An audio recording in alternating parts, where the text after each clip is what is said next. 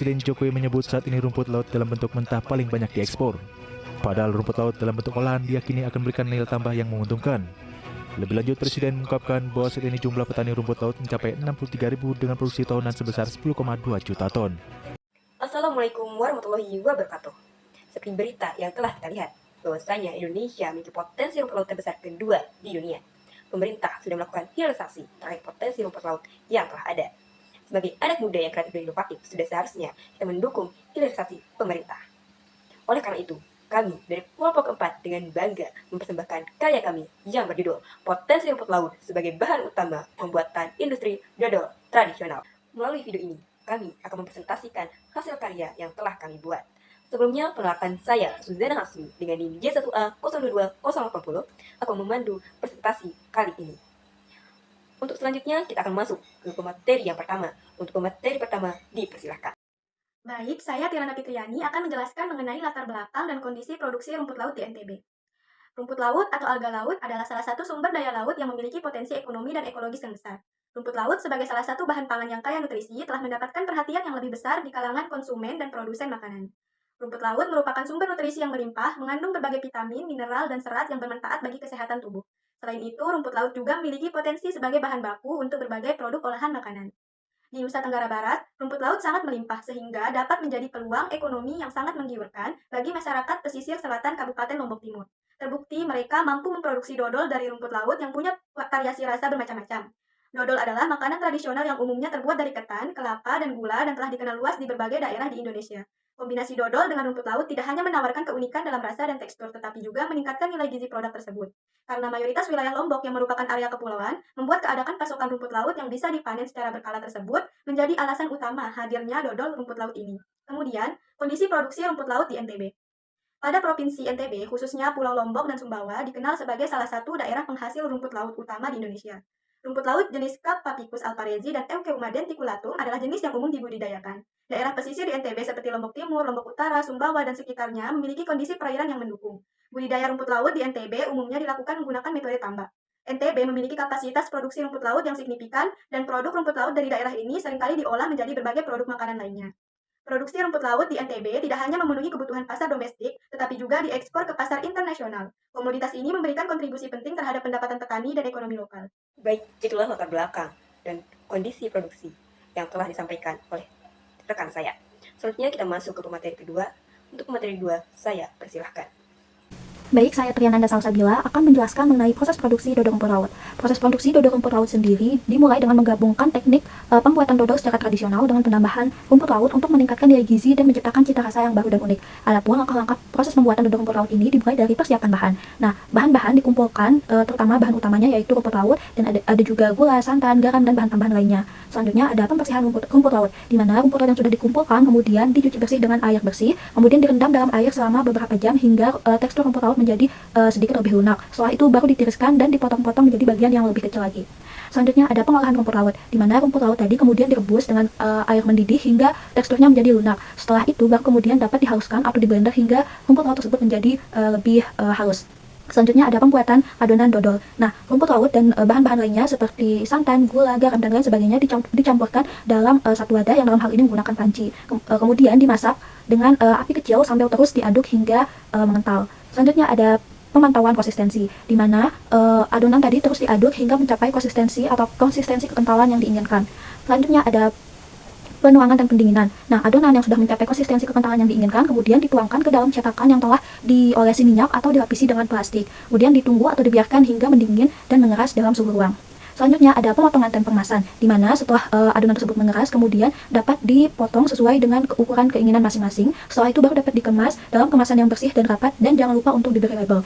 Nah, yang selanjutnya ada penyimpanan. Dodol yang sudah dikemas secara rapi dan rapat kemudian disimpan dalam tempat yang kering dan sejuk untuk menghindari kontaminan dan dapat memperpanjang umur simpan. Nah, dengan begitu maka berakhir pula proses dari pembuatan atau produksi dari dodol rumput laut itu sendiri. Sekian dari saya, terima kasih. Dari pemateri yang kedua, kita sudah mengetahui proses produksi pembuatan dodol tradisional dari rumput laut. Selanjutnya kita akan masuk kepada pemateri yang ketiga, yaitu tentang tantangan dan solusi. Untuk itu, pemateri 3, saya persilahkan. Halo, saya Shirley Putri Hikmasyada dengan NIM J1A022054. Di sini saya akan menjelaskan tantangan sekaligus solusi pemanfaatan rumput laut sebagai bahan baku dodol. Yang pertama yaitu tantangan pemanfaatan rumput laut sebagai bahan baku dodol. Adapun tantangannya yaitu yang pertama, sulitnya mendapatkan bibit yang baik sehingga stok untuk rumput laut sebagai bahan baku dodol ini sulit didapatkan. Lalu yang kedua yaitu pengeringan, karena keterbatasan lahan sehingga proses pengeringan dalam pembuatan dodol rumput laut ini juga sedikit terhambat. Yang ketiga yaitu kurang teraturnya posisi perahu di sekitar bibir pantai menyebabkan kurangnya lahan dalam pengeringan. Lalu yaitu perubahan iklim, karena di NTB sendiri iklimnya kurang menentu sehingga produksi rumput laut sendiri itu tidak menetap atau tidak konstan setiap tahunnya. Selanjutnya yaitu solusi dalam mengembangkan rumput laut sebagai bahan baku dodol. Yang pertama yaitu memilih varietas ataupun bahan baku utama yang baik sehingga hasil dodol yang dihasilkan pun akan menjadi lebih baik. Lalu yang kedua yaitu menggunakan teknologi terkini. Tentunya, tantangan dan solusi tersebut menjadi salah satu alasan kami mengembangkan ide ini. Akan tetapi, tentunya kami mencari peluang untuk mengembangkan ide tersebut. Oleh karena itu, saya lanjutkan pada pemateri keempat yang berkaitan tentang peluang ide ini. Untuk pemateri keempat, saya persilahkan. Assalamualaikum warahmatullahi wabarakatuh. Saya Surya Diajara dengan NIM J1A022079 akan menjelaskan mengenai peluang dodol rumput laut, mulai dari potensi pasar hingga strategi pemasarannya.